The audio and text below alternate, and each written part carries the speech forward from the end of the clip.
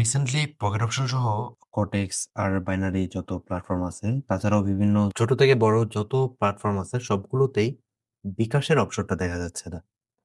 সেটা হোক উইথড্রর ক্ষেত্রে অথবা ডিপোজিটের ক্ষেত্রে। হঠাৎ এরকম কেন হইতেছে?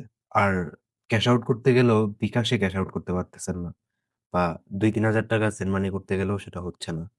এটার মেইন রিজন কি? আজকের এই ভিডিওতে আমরা সেটা জানার চেষ্টা করব। প্রথমেই চলে আসলাম পকেট অপশনে। এখানে আমরা ডিপোজিট সেকশনে যেয়ে দেখবো যে বিকাশের অপশনটা আছে কিনা বা কাজ করে কিনা। সেজন্য ফার্স্টে এখানে ক্লিক করতে হবে। দেন এই টপ আপ জায়গাটা লেখা আছে, এখানে ক্লিক করতে হবে। দেখেন এখানে আমাদের ডিপোজিটের যত অপশন আছে সব চলে আসছে। নগদ, বাইন্যান্স সবকিছু আছে। আমরা এখানে বিকাশটা সার্চ করে দেখবো পাই কিনা। তো দেখতে পাচ্ছেন এখানে বিকাশের কোনো অপশন নেই। বাকি মোটামুটি কয়েকটা অপশনই এভেলেবেল আছে এখনো, বাট বিকাশের অপশনটা আমরা পাচ্ছি না। এখন উইথড্রলে গিয়ে দেখবো বিকাশের অপশনটা আছে কিনা। সেজন্য এইখানে উইথড্রলে ক্লিক করতে হবে। তাহলেই দেখতে পাচ্ছেন আমাদের অ্যাকাউন্টের ব্যালেন্স সহ মিনিমাম উইথড্রল কত করতে পারবো এবং পেমেন্ট মেথড কি দিব, মানে নাম্বার কোনটা দিব, এগুলোর অপশন চলে আসছে। বাট আমি যেহেতু বিকাশের মাধ্যমে এখনো ডিপোজিট করি নাই, এজন্য আমার এখানে বিকাশের কোনো অপশন নাই। আপনারা ট্রাই করে দেখতে পারেন, আপনাদের বিকাশের অপশন আসবে না। বিকাশের অপশন হঠাৎ সরে গেল, তার মানে কি এই ব্রোকারগুলো আমাদের সাথে কোনো স্ক্যাম করতেছে? আপনাদের মনে হয়তো এরকম অনেক কোশ্চেন আছে। তো চলুন মেইন রিজন কি সেটা দেখে নেই। সেজন্য আমরা প্রথমে বিকাশের অফিসিয়াল যে পেজ আছে বা ওয়েবসাইট আছে সেখানে চলে যাব। এখানে দেখেন বিশেষ বিজ্ঞপ্তি দেওয়া আছে আসন্ন জাতীয় সংসদ নির্বাচন উপলক্ষে। এই দেখেন ৯ তারিখ থেকে, মানে ৯ তারিখ রাত ১২টা থেকে ১২ তারিখ রাত ১২টা পর্যন্ত অ্যাকাউন্টের লিমিট দেওয়া হবে। কিভাবে দেওয়া হবে ওইটা দেখে নেই। ফার্স্টে হচ্ছে P2P লেনদেন মানে সেন্ড মানির ক্ষেত্রে সর্বোচ্চ সীমা হবে ৳১,০০০।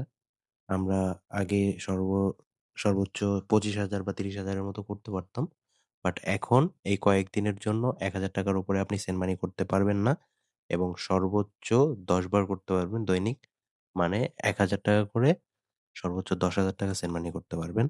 আর আপনার মার্চেন্ট পেমেন্ট আর ইউটিলিটি বিল এর ক্ষেত্রে এই নিয়মটা হবে না। মানে আপনি এটা আনলিমিটেড করতে পারবেন। আপনার যতটা বিল হবে অথবা যতটা পেমেন্ট করতে হবে ওইটা আপনি করতে পারবেন।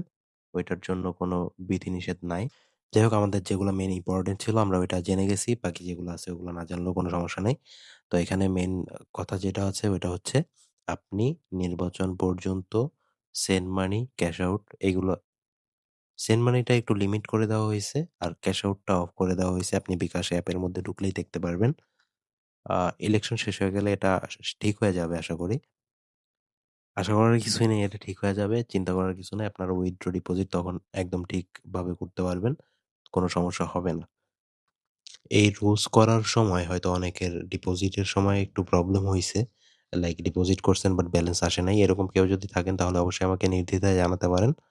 আমাকে কিচ্ছু দিতে হবে না। আমি যতটুকু পারি আপনাকে হেল্প করার চেষ্টা করব। আমার টেলিগ্রাম পার্সোনাল আইডির লিংক ডেসক্রিপশনে পেয়ে যাবেন। আর নেক্সট ভিডিও কি ব্যাপারে চাচ্ছেন ওইটা অবশ্যই কমেন্টের মাধ্যমে জানাবেন। ইনশাল্লাহ ট্রাই করব নেক্সটে রেগুলার ভিডিও আপলোড করার। আজকে এতটুকুই। দেখা হচ্ছে নেক্সটে অন্য কোনো ভিডিওতে। সে পর্যন্ত ভালো থাকবেন। আল্লাহ হাফেজ। আর অবশ্যই আমার সাথে কথা বলতে চাইলে নিচের ডেসক্রিপশনে আমার টেলিগ্রাম আইডি লিংক দেওয়া আছে।